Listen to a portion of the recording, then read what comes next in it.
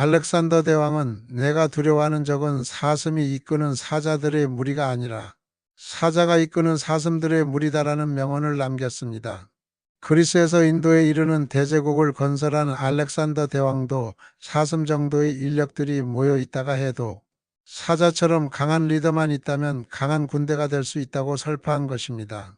그리고 실제로 풍요롭고 넓은 국토를 갖고 있지 못해도 빠른 속도로 달리는 말 위에서 강력한 전투력을 발휘하는 기병 전사가 부족해도 평범한 전사들로 구성된 보병들을 잘 훈련해 기병을 이길 수 있는 최강 군대로 만들었습니다. 대기업의 경험과 벤처 창업의 성공과 실패를 거울 삼아 자신의 강점을 살린 1인 기업가의 길을 걷고 있는 안개환의 인문병법에는 척개광의 변칙 전술, 마윈과 알리바바의 조직력, 을지문덕의 청야전술 등 약자의 위치에서도 이기는 전술을 구사하여 세상을 바꿔온 사람들과 기업들의 이야기가 흥미롭게 펼쳐집니다. 약자의 필승법 세상은 약자들이 바꿔왔다. 1. 척개광의 변칙 전술 이기는 전술을 개발하라. 고려 말과 조선에 걸쳐 외가 극심한 피해를 준 것처럼 동시대 명나라에도 골칫거리였다. 수십에서 수만까지 다양한 그룹으로 구성된 왜군은 해안 지역뿐만 아니라 도시 깊숙이 쳐들어와 장터, 부잣집, 관공서를 습격하고 재물을 약탈하고 인명을 살상했다. 왜구에게 당하는 피해가 극심해지자 지역 유지들은 명나라 정부에 호소하여 유능한 장소를 보내달라고 요청했고 산둥성 출신 장수 척개광이 부임하게 되었다. 하지만 부친의 지위를 이어받을 정도로 전형적인 무장가문 출신인 그도 처음에는 무능한 군사들로 인해 고전을 면치 못했다. 결국 고전적인 방식으로는 강력한 사무라이들을 이길 수 없음을 알게 된 척개광은 먼저 기존 군대를 해산하고 병사들을 시골 출신들로 새로 모집했다. 그들은 기존 진법을 몰랐기에 새로 도입하는 전술 훈련에 잘 따랐다. 두 번째는 사무라이들을 이길 수 있는 원앙진이라고 진법을 찾아냈다. 수컷이 죽으면 암컷도 따라 죽는다는 원앙에서 따온 것이었다. 대장 1명과 치사병 그리고 전투원 10명인 분대는 개인적으로 움직이는 왜구들을 막기에 최적이었다. 개개인의 전투력으로는 사무라이들의 적수가 되지 못했지만 한 팀의 일원이 되어 싸울 때는 강력한 힘을 발휘하는 것이다. 또한 척개광은 병사들에게 끊임없이 창의적 행동을 요구했고 부하 장수들에게는 병사들을 치열하게 교육하도록 명을 내렸다. 그 결과 명나라군은 절강성 지역을 괴롭히던 왜구와 싸워 5년간 80여 차례의 전투에서 모두 승리를 거두었으며 왜구에게 손해를 입던 인근 광동성과 복건성 지역에도 파견되어 큰 공을 세웠다. 이기는 전술을 개발한 척개광의 탁월한 노력의 결과였다. 이 마윈과 알리바바의 조직력 고객을 생각하고 실천하라. 세계 최고 온라인 상거래 기업 하면 흔히 아마존과 이베이를 떠올리지만 실제로 가장 큰 회사는 중국 온라인 전자상거래 그룹 알리바바다. 알리바바 산하의 쇼핑몰 타오바오와 텐마오의 거래액은 연간 수백조 원에 이른다. 이런 대단한 회사를 세운 마윈은 지금은 중국 비즈니스계의 나폴레옹이라 불리지만 그의 별명은 원래 못난이 윙이었다. 1964년 중국 항저우에서 태어난 마윈은 삼수 끝에 항저우 사범학원에 입학해 영어를 배웠고 미국 하버드 대학에 10번 지원했다가 떨어졌으며 취업도 제대로 되지 않았다. 학교를 졸업하고 1995년 미국에 갔다가 인터넷을 처음 접하게 되고 이메일도 제대로 보내지 못할 정도로 컴맹이었다. 처음 세운 홈페이지 제작 회사는 금세 망하고 다시 시작할 수밖에 없는 전형적 약자의 처지였다. 그런 그가 대단한 성공을 거둘 수 있었던 약자의 첫 번째 전략은 우연인 것 같은 필연 덕분이었다. 1998년 첫 사업에 실패한 후 관광 가이드와 영어 교사를 병행하며 생계를 꾸려가고 있던 그는 천운인지 야후 창업자 제리 양의 만리장성 가이드를 맡게 된다. 이때 그의 설득력과 영어 실력이 발휘되는데 자신의 사업 구상에 제리 양이 긍정적 반응을 얻었고 2년 후 손정희 회장을 소개받을 수 있었다. 마윈은 손정희 회장을 만나 무려 2천만 달러라는 어마어마한 금액을 투자받았는데 놀랍게도 투자 결정은 겨우 6분간의 사업 설명으로 이루어졌다. 결국 마윈이 가지고 있던 사업에 대한 열정, 영어 실력, 대인관계, 설득력이 우연과 합쳐져 이룬 큰 성과였다. 마윈의 성공 전략 두 번째는 비즈니스의 본질인 고객을 생각하는 수준이 남달랐다는 것이다. 알리바바는 고객에 대한 헌신이 남다르다. 마윈의 기업 운영 방침이 회사의 주주보다 고객을 우선시하는 마인드가 들어있기 때문이다. 성공하기 위해서는 기업의 이익을 직접적으로 가져다주는 고객을 생각해야 한다라고 말하는 마윈의 기업 운영 방침은 덩치 늘리기에 급급한 많은 기업에 주는 메시지가 있다. 마윈에게 있어 가장 중요한 성공 요인은 평범한 진리 속에서 성공으로 끌어내는 강력한 실천력이었다. 3. 을지문덕의 청야전술 내 것을 파기하고 적을 유인하라. 수양제가 오문술, 우중문 등의 장수가 30만 5천 명의 군사를 이끌고 고구려를 공격하도록 명했을 때 군사들은 1인당 100일치 양식을 받았다. 그런데 이것이 너무 무거워 행군하는 도중 많은 병사가 양식을 땅에 묻기까지 했다. 처음부터 장기적 보급 계획이 없었던 셈이다. 적이 숫자는 많지만 식량 보급이라는 약점이 있다는 것을 간파한 을지문덕 장군은 후퇴하면서 청야전술을 폈다. 적군이 지나갈 길목에 있는 백성들을 산 위에 있는 요새로 옮기고 가축이나 식량을 감추었으며 우물을 메워 적이 사용하지 못하게 한 것이다. 농가와 마초들을 불태우고 아무것도 남지 않게 했다. 또 멀리서 간간히 가벼운 공격을 할 뿐 대적해 싸우지 않았다. 그렇게 수나라군이 고구려의 깊숙이 쳐들어온 즈음이 되자 수군은 식량이 떨어져 곤란한 지경이 되었다. 적정을 살피던 을지문덕은 적장 우중문에게 그대가 이룬 전승의 공은 이미 높으니 만족함을 알았으면 그치는 것이 어떠하오라는 글을 보내 사기를 떨어뜨렸으며 우문술에게도 사자를 보내 영양왕이 황제에게 항복할 것이라는 거짓 정보를 흘렸다. 식량이 떨어져 미래가 불투명한 적장을 치켜 세워주고 그들의 마음을 흔든 셈이다. 결국 우문술은 우중문을 설득하여 요동으로 퇴각할 것을 지시하게 된다. 이렇게 철수하는 수군이 살수에 도착하여 강을 반쯤 건널 무렵 고구려 군사가 뒤로부터 수군을 공격하니 모든 군사가 무너져 걷잡을 수 없게 되었다. 이 싸움으로 요동 지역까지 살아 돌아간 수나라 병사는 2,700여 명에 불과했다. 결국 을지문덕의 청야전술이 탁월한 승리를 거두었고 수양제의 고구려 정벌도 끝을 맺게 되었다. 4. 엘리자베스 여왕의 아웃소싱 해적을 활용하라.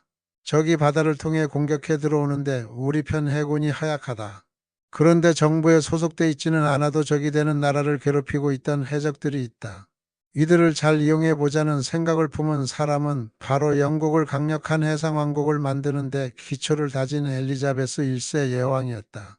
해적이 아니면서 해적질로 유명했던 사람은 영국인 드레이크였다.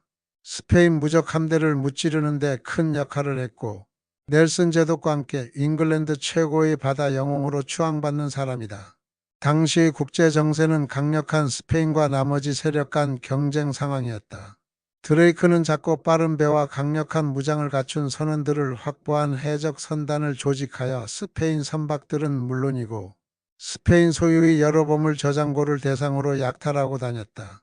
그의 활동 범위는 주로 스페인 세력권이었기 때문에 아메리카 대륙은 물론 남아프리카, 인도양까지 걸쳐 있었다. 이러한 해적 두목 드레이크의 전 세계적인 약탈 행각은 스페인 펠리페 2세의 분노를 자아내는데 잉글랜드 엘리자베스 여왕에게 해적 두목을 당장 체포하여 넘기라고 요구하기도 했다. 이러한 때에 대규모 스페인 함대가 잉글랜드 해협을 향해 전진하고 있다는 소식이 영국 여왕에게 들려왔다. 우선 귀족들이 소유하고 있는 배들을 모았고 엘리자베스 여왕의 해군도 직결시켰다. 하지만 배와 병력이 모자랐다.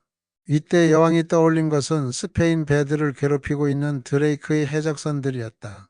비록 스페인 군에게는 해적일지 몰라도 잉글랜드인인 것만은 틀림없고 그들의 해군력은 강력했다. 특히 드레이크의 해전 경험은 높이 살만했다. 그래서 드레이크와 선원들을 잉글랜드 해군에 포함해 전쟁에 가담시키기로 했다. 고대를 거쳐 중세에 흔했던 용병으로 쓰기로 생각했다. 그 후 잉글랜드는 해적이었던 드레이크를 정식으로 임명하는 등 다양한 방법으로 해군력을 확보하게 되었다.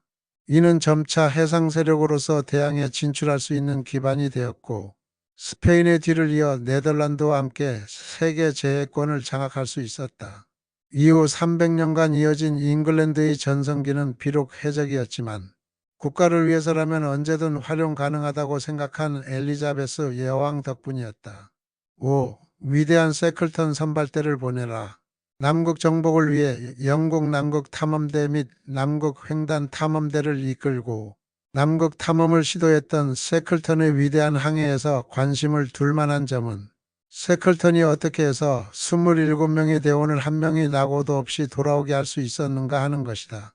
이런 결과가 나올 수 있었던 데는 리더 세클턴이 가진 몇 가지 역량이 큰 역할을 했다. 첫 번째, 전문성이 확보되어 있었다.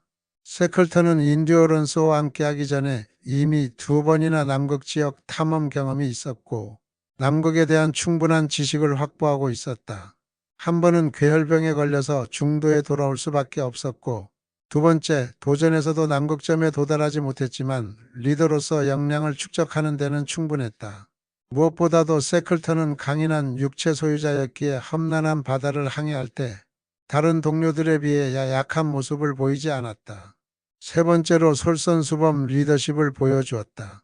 인듀어런스호에는 다양한 직업과 특성을 가진 사람들이 모여 있었다. 그곳에서 세클턴은 리더로서 제 생각을 일방적으로 통보하거나 지시하려 하지 않았다. 새로운 길을 뚫어야 하는 길을 탐색할 때도 언제나 앞서서 길을 열었으며 사우스 조지아섬 빙하를 횡단하는 험난한 등산 과정에서도 늘 앞장서서 위험을 무릅썼다. 네 번째로 어려움에도 좌절하지 않고 갈 수 있다는 희망을 살렸다. 엄청나게 춥고 어두운 남극 지역에서 634일이나 삶의 희망에 찬다는 것은 정말 어려운 일이다. 그런데도 세클턴은 고향으로 돌아갈 수 있다는 꿈을 버리지 않았으며 사람들의 생각을 모으고 충분히 이해할 수 있도록 설득함으로써 자발적으로 움직일 수 있도록 유도했다. 작은 가능성이었지만 치밀한 계획을 세워 부하들을 이끌었고 그것이 결과적으로 성공으로 이어진 것이다. 6. 광해군의 중립외교 강한 자들 틈바구니에서 살아남아라. 광해군에 대한 역사적 평가는 다양하지만 그가 취했던 외교 전략만큼은 칭송받아 마땅하다. 광해군이 왕위에서 쫓겨난 이후 나타난 결과들을 보면 왜 그가 그런 외교 전략을 해야 했는지가 명확해지기 때문이다. 광해군의 외교 정책은 기미책이란 단어로 요약된다. 기미란 굴레를 가지고 소나 말의 얼굴을 붙들어 매는 것을 말하는데 중원 정권이 흉노나 주변 민족을 대했던 방식으로 견제하면서도 관계를 끊지 않는 것을 의미한다. 조선 조정은 만만치 않은 세력으로 등장한 누르하치와 관계를 유지하되 섣부른 모험을 하지 않고 상황을 지켜보려 했다.